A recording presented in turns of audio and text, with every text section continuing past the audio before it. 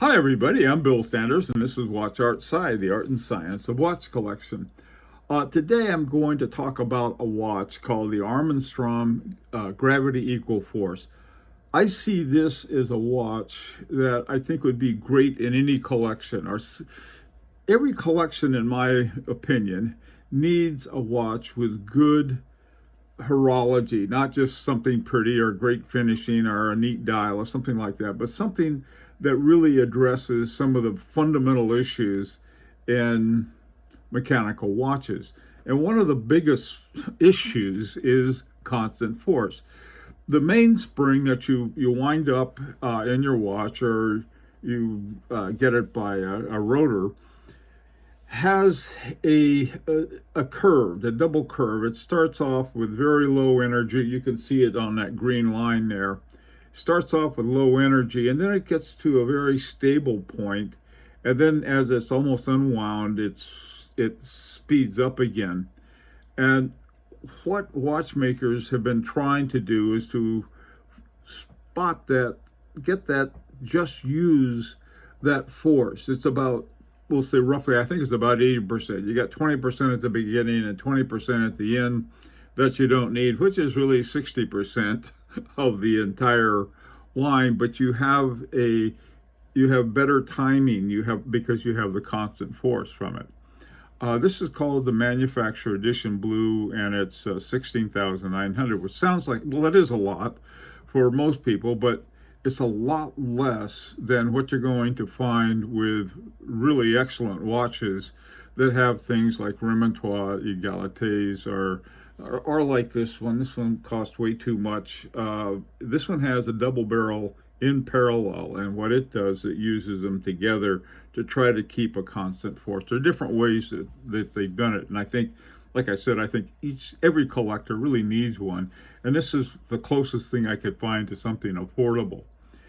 Okay, now when looking at the movement, this is looking at it from the top of the watch. In other words, when you look at it like this and you took away the dial and everything, this is what it would look like. Over on the left side there, that big wheel-like thing is pretty much where the whole dial goes. At the bottom, you have what's called the stop work, and this is a combination of a Maltese cross combined with your mainspring, and it will allow so much to go on before it makes it, let's say, stabilizes the amount of force that's in it.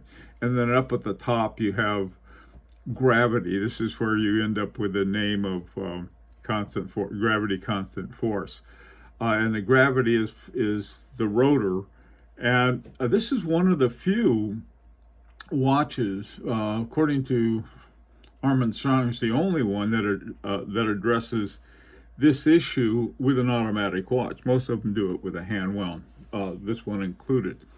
Okay, so the stop work mechanism down there, that wheel on the bottom, allows the mechanism to declutch when fully wound. Now what that means, when you declutch it, you let the spring go out some, so it gets to the point, the mainspring, to the point where it has a stable force.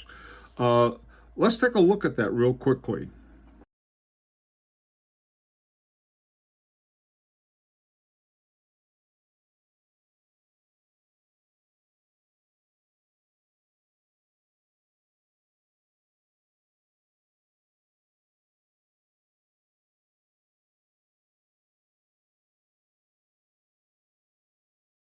Okay,